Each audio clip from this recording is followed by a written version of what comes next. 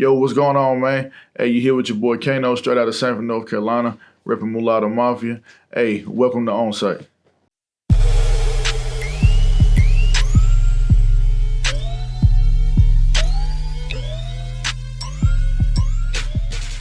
The first question that is always asked, where did your name come from? Oh, man, I get this question all the time. So, CAINO, of course, it ties into my last name. But it was something I got from my pops and his brothers, my uncles. When they was growing up, they was like super poor. And in their community, a lot of people used to talk about them. A lot of people used to pick on them, tell them, oh, y'all the poorest people in the community or whatever. But they tried to find a way to band together as brothers, but also like make a statement. So, you know, when they got in their teenage years and started lifting weights, my daddy was a triathlete, you know, all of them playing sports. Okay. They was like, hey, let's come up with this name, CAINO. Let's add an O to the end of our name, and it's going to kind of be like a clique. Even though we already brothers, that's what it's going to be. So that's why I took the name. And my daddy, as well as his brothers, everybody called him CAINO. So you got CAINO 1, 2, 3, and 4. Okay. Yeah. So it had nothing to do with Mortal Kombat. What? Oh, no. Nah. I ain't trying to get no copyright stuff, man. Nah. I got you. Okay. What got you into hip hop? What made you want to start rapping? What made me want to start rapping, man, is honestly just the love of it. You know, my mama put a lot of music around me at a young age. You know, before it was hip hop, it was gospel, it was blues, it was jazz. I mean, so many different type of things. But, you know, hip hop, once I heard it for the first time, it was very intriguing because it's like, I've heard poetry before, but this is something different. Right. And, you know, just the different styles from, you know, down south, we didn't really have a lot of artists at that time back in the 90s. And the ones we did have, they were so underground. Up this way, you know, we didn't really hear them. So hearing like New York artists and stuff like that, and hearing the wordplay and the triple entendres, the double entendres, the metaphors, the different deliveries, it intrigued me so much. I was like, well, shit, I think I can do the same thing. Right. Okay. What age did you discover hip hop? To be honest, man, I can't really remember. I had this conversation with one of my partners the other day, and it's just that I got so much music, like my library as far as music in general, even outside of rap, is so big. I can't really remember the first like hip hop I heard, but if I had to guess, I mean, I'm pretty sure it was in the car, listening to the radio while riding with my parents. And if I had to guess, maybe, well, I'll be honest, I don't know. I don't want to lie to you. No, that's understandable. It's been that's so understandable. much. Okay, so let me ask this question then, because you mentioned other genres of music. Who would be the biggest influence outside of hip hop to your sound, you would say? I want to say Sade, man. Honestly, like she's probably one of my favorite artists, and just her style. Like even for her time, even though when she came out originally, I wasn't even born yet, but her sound for the genre that it's in, that like I guess you can say alternative or jazz. Right. It sounded different than anything that was out in that genre. So the originality stuck out for one. You know, for her and her band to make something that nobody else was making as far as the sound stuck out. And I've always tried to put myself in that position when I first started doing music. Hey, instead of trying to make stuff that sounds like everybody else, which I think all of us started off at that point. Right. Let me sit down and take the time to try to create something original to myself as far as the sound or the beats or whatever it may be. Sade's music has a very like strong, for me, a strong emotional pull. It's just not listening to the beats, it's just not listening to the lyrics. It sets a certain like emotion whenever I listen to her music. The production, the live instruments was definitely a big influence. A lot of my beats that I have created or I picked, they most of the time have some type of live instrument in it, whether it's being played or I can find a sample of something that's being, you know, played live. Okay. I like to have my music to sound like that. So probably Sade if I had to say. So then you would so you favor a sound like the Roots then, because the Roots always had a live Most definitely. So have you ever recorded any songs with a live band, or are you looking to do any music like that? Yeah, most definitely, man. I would love to record an album with a live band or have a full album that's solely produced with live instrumentation. boy, one of my partners that's on, you know, Mulatto Mafia, whatever, Alex, that's really something he brought to us that we didn't really have. Right. He can play guitar, lead and bass. He know how to read music, write music. So the project I'm working on now, SKS, which is an acronym for Strings, Keys, and Skins. Oh, he produced a lot of the beats on here, as well as my partner, the one that started this, Guala Armani. They went in and did a lot of beats together and co-produced. And Alex also produced some tracks by himself, but all of it has live instrumentation. And the acronym SKS, Strings, Keys, and Skins, I wanted on this second album to bring in that live instrumentation, which kind of come from my roots of growing up in church and hearing so much gospel, me learning how to play drums and things like that. Okay. And from the old school era before it was rap, which, I mean, that's what kind of birthed rap. The beats and stuff that those boys up in New York and stuff was rapping on, they was all off of, you know, that 70s disco, blues, jazz, you know, stuff. So I just wanted to bring that up into the present day, because you don't really hear a lot of artists doing that no more. So yeah, Alex played a lot of the instruments on there, man. A lot of the keys that's on there, you know, he played. So yeah, man, I'm really excited for people to hear this album. Let's go back to talking about your first project, which is Second Time Around. Did I get that right? Finally. Yeah, Second Time Around. I know I used to mess that up a lot. Second Time Around. Yeah. So listening to that project, like a lot of cats are doing actual mixtapes. They're gonna take industry beats and they're gonna put their own flavor on it. But with your project, you did all original tracks. Yeah, so man. Why did you choose to go that route instead of kind of identifying you rapping or your introduction to the world on somebody else's beats? Like, I think Lil Wayne made it most popular, just jumping on all these features and doing the mixtape, the no ceiling mixtapes or whatever. Talk to us about that. Why did you choose not to do any mixtape tracks, but to instead do an original album for your first project? So first off, to answer that question, man, I had a lot of advice and people telling me, you know, just do a mixtape and just rap on industry beats just to get yourself out there. And I've always been the type, like, I don't want to waste bars. And I feel like when you rap on industry beats, you can't really do nothing with it unless you get the permission from whoever produced the beat or owns the song to actually put it out for sale. So I always feel like, well, what's the purpose of me wasting bars? Because I feel like anything I spit is gold, regardless of what it is. Right. So it's like, why waste bars on somebody else's beat when I can just create a own song and use these same bars and it actually be something that's mine? Okay. And, you know, me and Guala, we used to go back and forth about that all the time, because he used to be like, bro, you need to do it. And I'd be like, no. And I actually kind of did it in a way. You remember the video you shot for me for the track 3 a.m. on Horner? Yep. That was kind of me trying to get off into that lane as far as not getting industry tracks, but I went on YouTube, got some beats that was off there, rapped over them. And yeah, man, like 3 a.m. on Horner came out very well. And you know, you killed that video, bro. Yeah, that was a dope project. That was a dope project.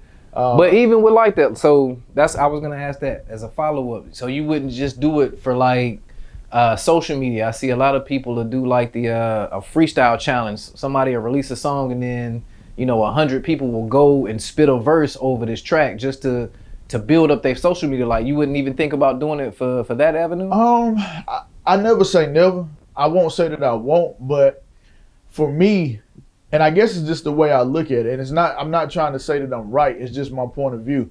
If you do something like that and yes, it blows you up or you get more followers, yes, that's going to bring attention to your music, but is your music going to live up to that freestyle? Because they're hearing that freestyle or that beat, and then they automatically associate with that artist instead of you. That makes sense. I'm going to give you my opinion on it, and I don't know how any other rapper feel.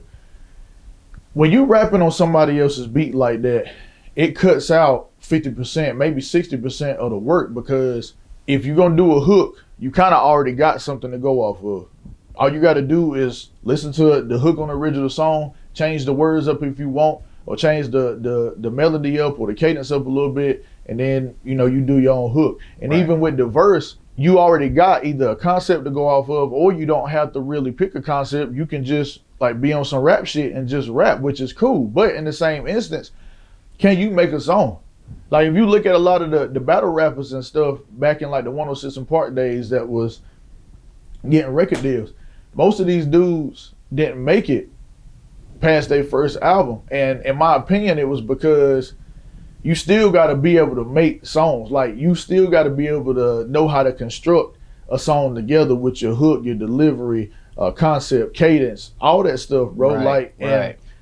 Like I said, a motherfucker can rap all day, but can you make a song? Because we talk about the music business and the music industry at the end of the day. Like nobody's gonna want to always hear you just doing freestyles at all, or songs that's just straight through with no hooks. Like you got to be able to construct the song. No, it's a great perspective. Great perspective. So to tie that question in, you asked me. That's why I decided to go with a full album, because I mean I've been doing this since a teenager. I was in a group before with an old friend, Josh Tillman. Shout out to Josh. You know, we did a project together, Limelight. Had another project that was supposed to come out, and you know some things happened where it didn't happen or whatever. But I didn't want to do a mixtape on industry beats because I'm feeling like, well, I'm already done put myself out there. I know what I can do. This is my time to put out my first solo album, so let me show these people what I can do. How stressful was it actually releasing an album instead of a mixtape? It's stressful as hell. I mean, and that goes back to what I said as far as like do's and don'ts, man. You learn a lot by going through this process. I wouldn't take it back though. Like if I could go back and change anything, I wouldn't change nothing, because it's made me smarter. It's made me more doable and more resilient as a solo artist, even though I am tied to an entity, which is Mulatto Mafia, but I operate as a solo artist. Like, you know, all the videos I did, that came from me. Like they came from my pocket. You know, anything I did, all my stuff, getting my starting publishing, my own publishing company, signing up for my ASCAP to get my royalties, all that stuff, that shit came out of my pocket. Like I ain't had no team behind me doing it. And it's not to say that my team ain't like riding behind me. We are, but you know, I just keep it real, bro. Just like in my records, I ain't never tried to make it seem like I had a bunch of money saved up, or I'm, you know, in the streets or doing whatever. Like I'm funding myself. I want to go into that a little bit because it's a popular line on one of J. Cole's songs from his new album. I don't remember what song it is, but in the record he says something along the lines of rap about being broke. We could feel that more. So how much did you learn about the industry and bringing authenticity to your music as opposed to becoming the next gimmick or fad in the record business based off the sound or whatever's popular at this time? I learned a lot, bro. I seen rappers come and go, or in the sense of like consumers having conversations with each other of hip hop. Like you would hear them conversations say, oh, well, yeah, such and such, I don't listen to him no more because blah, blah, blah, or he don't do this no more, so I don't listen to them more. You'll see a rapper fall off to the wayside, and you see in an interview 2 or 3 years later, oh, all that stuff he was rapping about, he won't doing. And I look at it like this. We do have to understand hip hop is a form of entertainment, just like, you know, facts, all this other stuff just in the entertainment business. So facts. I understand all of it most of the time ain't gonna be 100% like real, but in the same instance, you have that choice between being authentic at a certain percentage and, you know, putting on a facade. And to me, it's like, especially in this era of hip hop, people want to hear something that they can relate to. And facts. People also want to hear something that can be a fantasy to them, like they're plugging into the Matrix. And I get that, but I feel like that fantasy shit is not going to help you with what you're going through in life, whether it's good or bad. Right.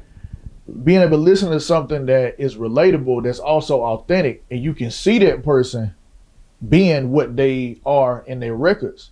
I don't know how to explain it. That feeling that you get, like you speak about J. Cole. We don't know J. Cole personally, but the way he looks when he's not, you know, being the artist J. Cole, and what he talks about in his music as far as being J. Cole, I mean, it fits perfectly. It don't look like that he's, you know, feeding us just some bullshit. I mean, look how he dressed. Right. I mean, the dude dressed like a normal dude. And shit, half the time the way he dressed, that's how I dress. So that shit is relatable to me. Right. Seeing a person not really caring about materialistic things as far as showing other people, hey, look at what I got on. Look at, you know, the shit I got on. Look at my shoes. Look at my shirt. That fits for me because I'm that same type of person. So in a nutshell, it's like, if you are in the streets, I don't have no problem with you rapping about that. If you know, doing whatever, rap about your real life. My biggest issue is that a lot of people, like you said, they don't want to be authentic and they choose to take the route of, okay, this is what's hot. I'ma just make my beat sound like this. Right, I can pick up on this gimmick and my voice sounds good. Whatever it is that makes it work, I can ride this. But I mean, even throughout hip hop history, don't you think, or do you feel like the artists that stand the test of longevity always gave authenticity into their lives? Yeah. Like the Jay-Z's or the Eminems. I don't necessarily think Eminem was really going around, you know, stabbing people and throwing people off of a bridge, but we can tell from that when he was making that music, he was going through something in his life. Right. And then as time went on, we saw the struggles that he had with his family or whatnot. Right. And let me say this before you go on, because I know I've had conversations with people before, and we talk about certain genres of hip hop, specifically trap. And people take it in the way when I say, well, I don't listen to trap like that. They take it as I'm saying trap is trash. Trap ain't trash, because you got to remember, trap is just the son of Southern gangster rap from the 90s. So if I were to say I don't like trap, that's contradicting, because I used to love 90s Southern gangster rap. The whole 3-6, Project Pat, you know, UGK, all them boys, Ghetto Boys. Right. I still listen to that stuff to this day. So I can't say that I don't like trap, because Southern gangster rap is the father of that shit. What I'm saying is, when I say I don't listen to a lot of trap, it's because, like we just said, everybody's doing the same thing. Nobody's taking the time to say, okay, I want to do this style of rap, but let me try to find something of my own. Let me try to find my own lingos. Let me try to get on different beats. Let me try to use different deliveries. Everybody using the same beats, everybody using the same sound, everybody using the same lingos, because that's what's popular and they want to get in the game. And I get it. Like, you're trying to do what's going to be most successful or more easier for you to get in there, because that's what your goal is, and I get that. But in the same instance, you're not going to have that longevity, and if you do, nobody's going to look at you or talk about you a decade down the road and say, yeah, you know, he was one of the hottest, or yeah, you know, this, that, and the third. That's not going to happen, and we seeing it. Right, you're going to die out with the fad when the music changes or the sound so changes. Again, let me say this, and let me make this clear. Everybody listen to me. I'm not saying trap is trash. I'm not saying that. And that goes with any genre of hip hop. I just don't like to hear repetitive shit. That's just what it is. The shit is too repetitive. Everybody doing the same thing. I don't like hearing it. I mean, that's just what it is. And that goes with any style of music. If you got the same beat on each song, or you saying the same thing on each song the same way, I ain't gonna listen to it. And that's even with conscious rap.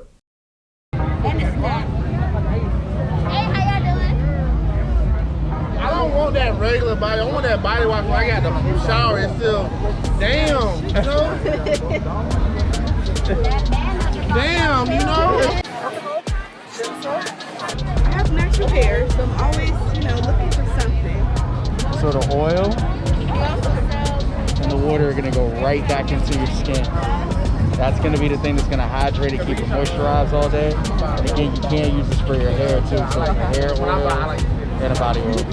I mean, I love it. It's great. And it's, I mean, black on, black off, or local. You can't get much better than that. It's really, really good. As is everything that they have. I use the lotion for my beard. Yeah. I use the spray for my hair. I'm growing my hair back out, so I'm about to get my locks back popping. All the ingredients are natural. I can read them and understand them because, you know, I don't anything crazy in my hair. Okay, so out of all the music that you've done, do you have a favorite track? Your personal favorite track? I don't know, bro. I don't think I have a personal one, because my music is so tied to my life. It's hard for me to pick just one song because it'll be like for me picking one moment out of my life that I chose to express in an artistic way. So I don't think I have one. I think all of them kind of fit like that for me. Dope. Okay.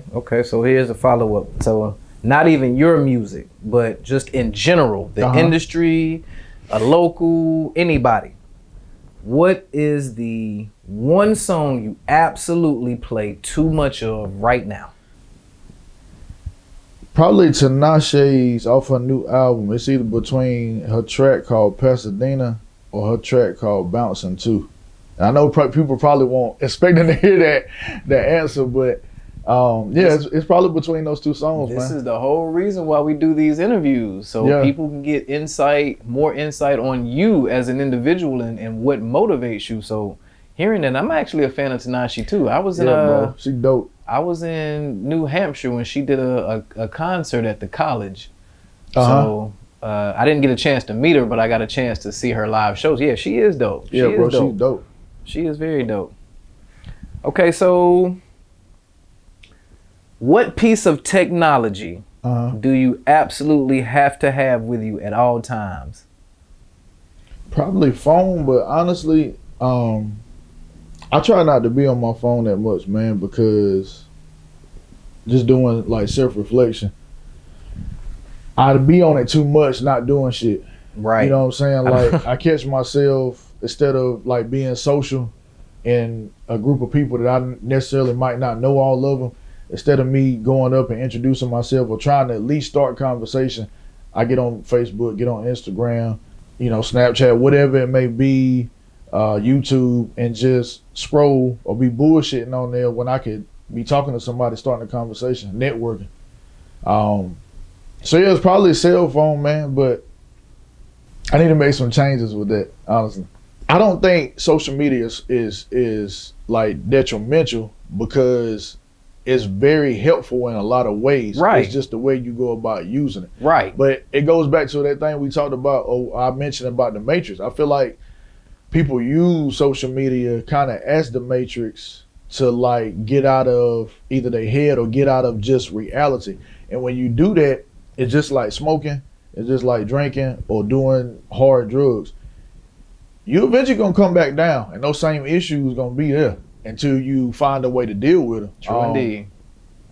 And I'm not knocking nobody or saying like, oh, you're wrong, or you down here at the bottom because you use social media or whatever it may be to escape whatever you may be dealing with. Like, I'm not saying that's wrong. I'd rather you do that than go out there and kill somebody or physically hurt somebody.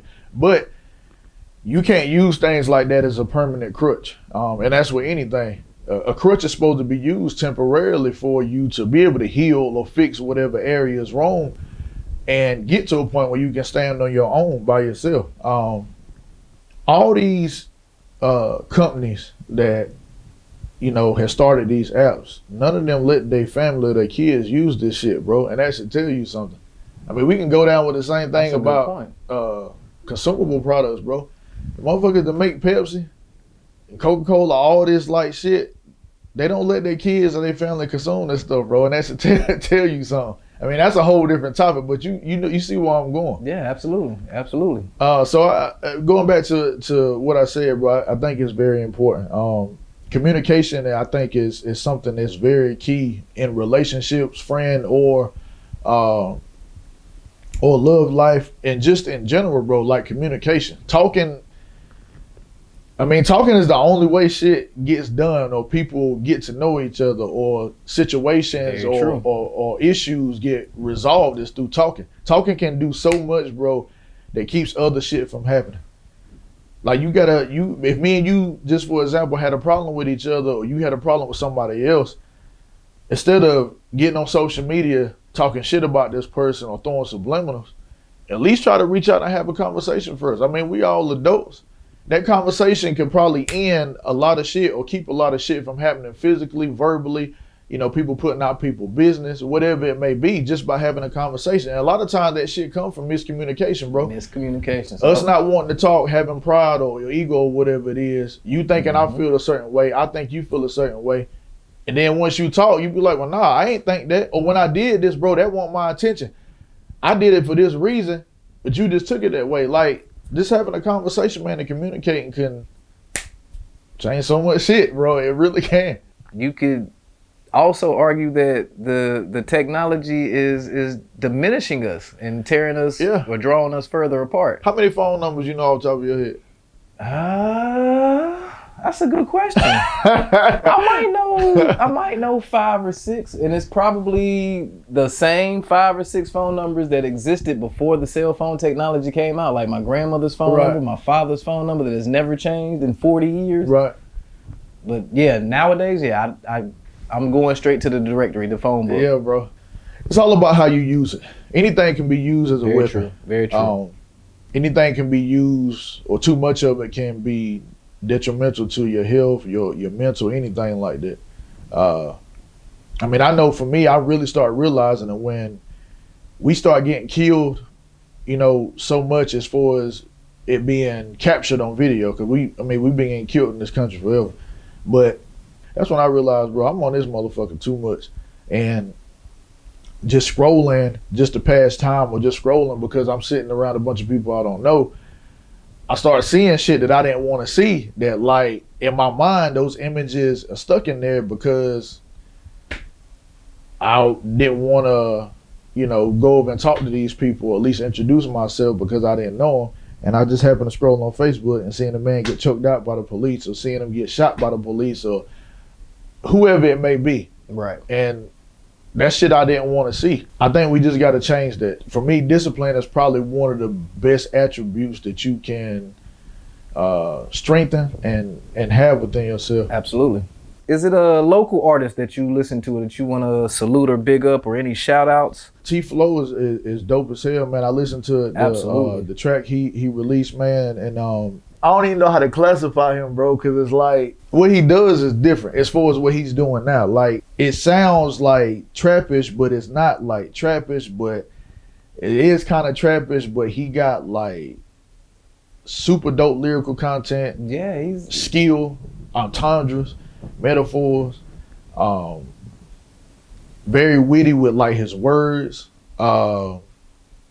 Like, I just ain't heard nothing like that, man. Shout out to T-Flow. Yeah, shout out T-Flow and the trap bread, the focus clothing movement. That boy doing big moves, man, with his clothes and everything.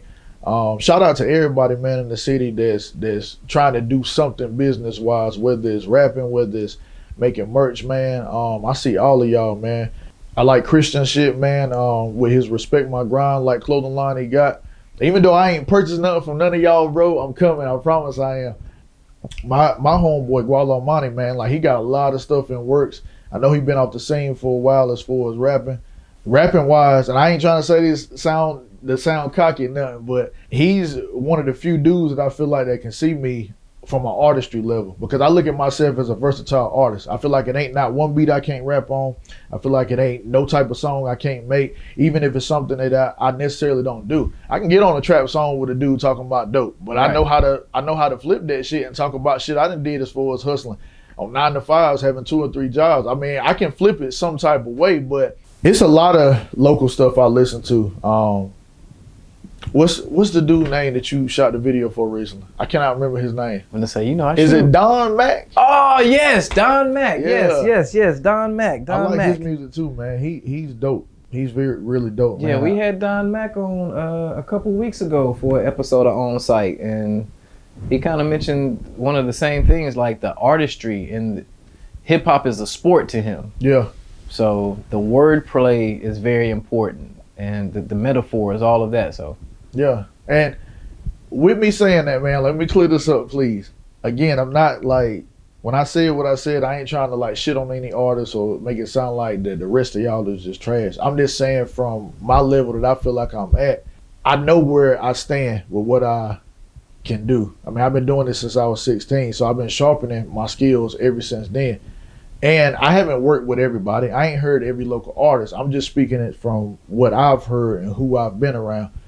I've been around Grawler since, middle school, so I know what he can do. I know where he stands from an artistic level and a rapping level, and he know where I stand, and I feel like it's still sharp and still, man.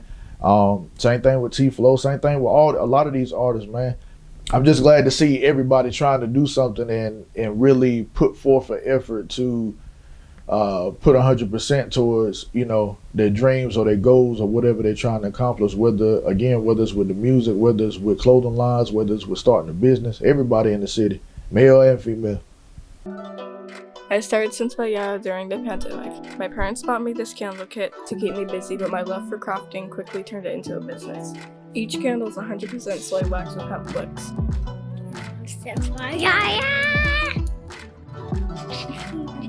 Hand poured and made with love. This is the part of the script where my dad would say to buy some candles, but you're gonna do that anyways. Help support future pilots.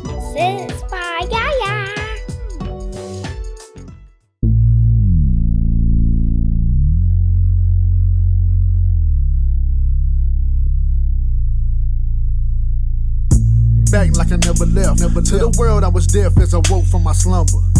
Though all the negative sayings came harder than rain, it was louder than thunder.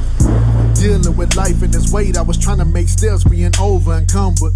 So I apologize for the things you was left with to eat through your hunger. See, I know the other stuff was just a pack of nabs to hold you over to the main course. So gon' grab you a dish if you itching for the dish that I'm dishing. Cause I swear your boy been going live in the kitchen. It's enough for most serving, so don't shy from the fixin'. Cause all these niggas cooking up his lies in the business. Telling you the trash while rich is what they getting, only leading you to change the putting minds in submission. So I take dollars to bring change for healing to ease pain, take action instead of lecture. Admitting my own problems, quit sleeping on my dreams. Start sleeping with married women, petition to do better and good and in bad weather. All my thanks I give to the Lord for giving me the strength to withstand and weather the storm. And every time I face the foe, he would never get bored, decapitating all my demons with a heavenly sword. So make chess moves till I holler out checkmate. Writing essays, grinding like bad breaks. Scorpio the heart, feel it tan through my chest plate. Southern Carolina country boy to my death date. Versatile flowing like I'm FAT. PAT with lyrics like B.I.G. and keep it realer than PIMP. See with passion like I'm PAC.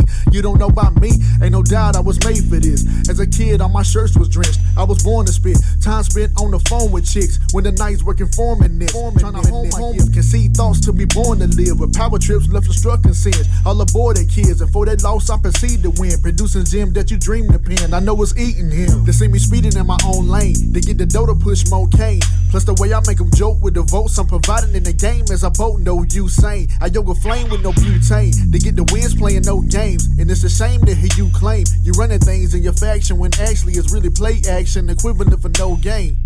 Stuck on that fame, you glued tight, can't let it go. Set up for change, the sold price was very low. Gave you a play, it's like I turned on the radio. Was by the original, this Elvis was the rock and roll. Pull out and go, your feet cold, down slippery, steep slopes. Your slide up and freeze up for a steel pick. Something like Romo, it's all lies. They're saying you top 5, but I know you bound to throw up a pick 6. A quick fix for realness, insert this. No gimmicks or tricks, I lead that for Sir Kid. Straight up out the woods, the King Kong on my sticks. But my downfall would never be for no white chick.